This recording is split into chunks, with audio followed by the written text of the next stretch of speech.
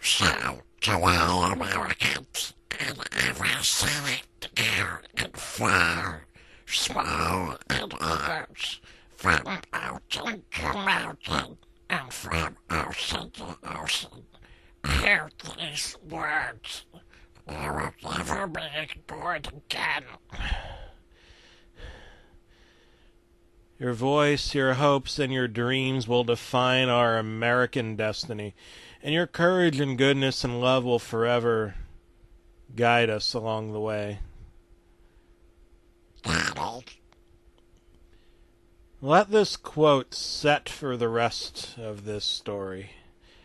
I'm just your average American who does everything patriotic in their free time, just like the average American does.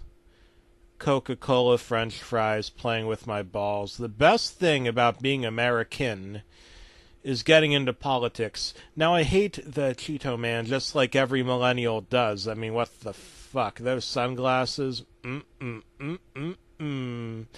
Yeah, I love to watch talk shows and go on social media criticizing anything that doesn't agree with my beliefs, my New Age mystical beliefs that I got out of the Course in Miracles book, allegedly revealed through Jesus himself. But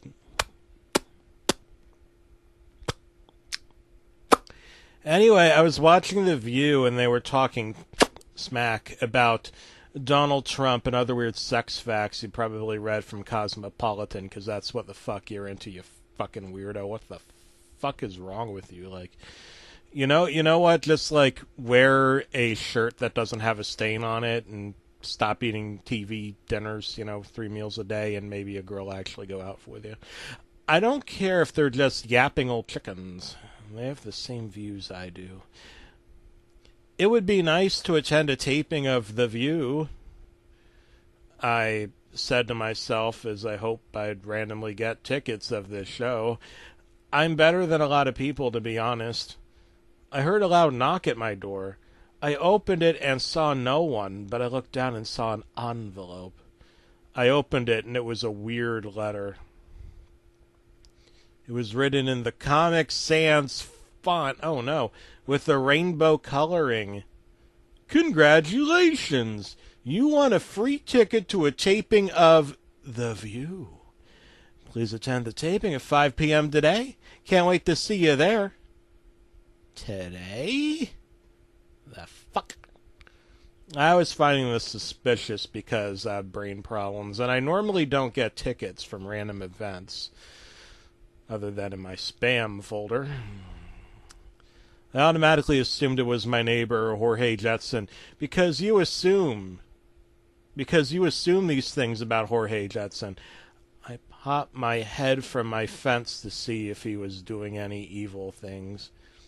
Well, it turns out he was working on a garden with his 2 pet tortoises. I guess seeing a therapist did things to fix his problems, and felt pretty good about that. This is 2 pet tortoises, Cuff and Link. As I turned away from the fence, I looked to my left and saw a man behind the pole of my front yard. I didn't see his face, but it looked very much like a famous man from Hollywood. I'm going to guess Fred Durst. Anyway, I headed toward New York City so I could attend this free program that I won. I entered into the building and I instantly felt uncomfortable for what you're about to hear. First off, it was very cold in the building, and all I was wearing was my Bernie Sanders 2020 t-shirt with my cargo shorts and sandals. Second, the audience looked very humanoid. No one was talking. They were very still, like mannequins. You ever see the movie Mannequin 2? It was kind of like that. I was told to sit in the middle of the front row next to the humanoid bodies, and I was going to say no, but what the hell, when it's free, beggars can't be choosers. The bubbly pop music began to play. Reminded me of the greatest rock and bullshit band of all time, BTS. The B and the S stand for bullshit. I love K-pop. That's when the announcer spoke and introduced everyone. Today on a very special episode of The View, we'll discuss about these lost episodes. Are they hurting our children? Then we'll have special guests to bring back the good times. And a special surprise toward the end. Don't you weep just yet. The House of Hot Topics is in session. Introducing Whoopi Goldberg, Joy Behar, Sonny Austin, Megan McCain. We have a famous actor with us on the show. Please give a warm welcome to Bradley Cooper. The humanoids began to get up and clap loud while making woo noises. Woo! Everyone except Bradley Cooper looked fine, but Bradley looked very spooky, like he kept giving me the shitty eye for no reason. I guess that's why they call it the brown eye of truth. Wait a minute, that was him. That was Bradley behind the pole in my front yard. I guess he planned this all along. Though, to be honest, I wouldn't know who Bradley Cooper is if I saw him. Hello, hello, hello, hello, hello, hello, hello, hello, hello, hello, hello, hello, hello, hello, hello. Said Whoopi Goldberg. She does that to introduce the audience, and also she probably has something very wrong with her. But she was saying hello for almost 5 minutes. She was twitching like a robot. Bradley grabbed his coffee cup and threw it at Whoopi's head, causing sparks to come out. Sorry about that, said Whoopi. Welcome to The View. We have Bradley Cooper with us today. Please give a warm welcome to him. And our hot topic today, we'll be discussing this new phenomena called lost episode tapes. That's right. And it's hitting a new wave with the younger generation and the talking heads new wave. Are these safe to the public, or is this just a ploy for Trump to get more ratings for his election? I hate Trump, said Joy Behar. He needs to stop doing these things. He isn't fit to be a president. I hate him. The tapes are harmless. My grandchildren watch them, and they're fine. Even though they laugh like Urkel and have very violent tendencies. I began to feel very spooked because everything was robotic, and Bradley kept giving me the evil brown eye. I began to sweat nervously while shaking badly like Phoenix Wright. Okay, well, this is affecting me, said Megan McCain. I remember I had a conversation about these tapes to my late father. I felt so disheveled that it hurt me. I'll have you know that I'm the daughter of John McCain, and this took me personally. I zoned out because McCain started to play the victim. It felt almost like an eternity. I saw Bradley Cooper get up and instantly round-kicked her head off. Shut the fuck up, you goddamn sack of nuts and bolts, Bradley Cooper shouted. Well, that confirmed it. They were robots. I screamed out loud but stopped and realized they're robots. Just like the audience. Hyper-realistic bolts came out of her head as all the robots stopped moving.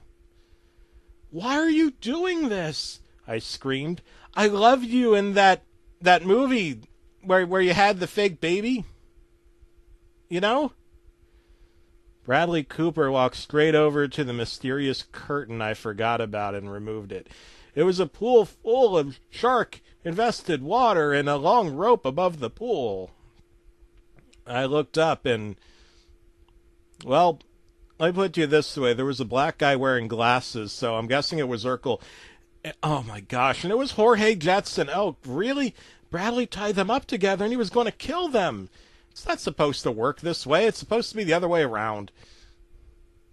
Because I, too, feel disheveled, in a way, he asserted. I've never won an Oscar in my life, and I hate it. Don't you know how many films I've done? None. I deserve everything in my life. I worked my ass off, and what do I get? I either get laughed about for holding a fake baby, playing a stupid furry raccoon, getting beaten up by skeletons wielding baseball bats. I'm totally not having a midlife crisis, and you totally understand. Ratitude featuring Lil Wayne. No, I didn't. This guy clearly needs psychiatric help. It made me rethink my views on American politics, however. I kept thinking about it, not realizing I needed to save 2 people, but it was too late. Bradley Cooper cut the rope, causing the people who I'm assuming were Urkel and Jorge Jetson to get eaten alive by sharks, but I heard Urkel's famous last words. I do?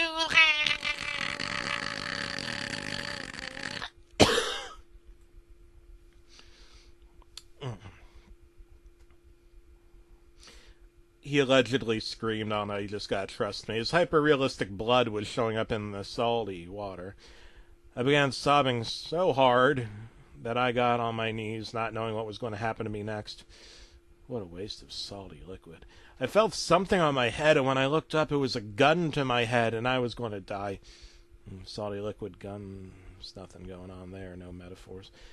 I was accepting that I was going to die until I heard a strange noise. It was...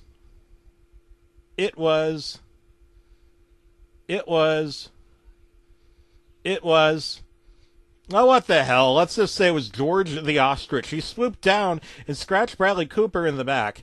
I instantly got on Jorge's back, and he flew away from the studio to my house. He landed in my bedroom, which caused the roof to be damaged. But to be honest, I'm just glad I'm away from that evil man. I was getting very tired, so I decided to get some sleep. I slept very peacefully, not worrying about what was going to happen to me. Until something actually did happen to me. I woke up in the middle of the night to see Bradley Cooper on me, and he was holding onto a pillow. He began to smother me to death with the pillow, and my life flashed before my eyes.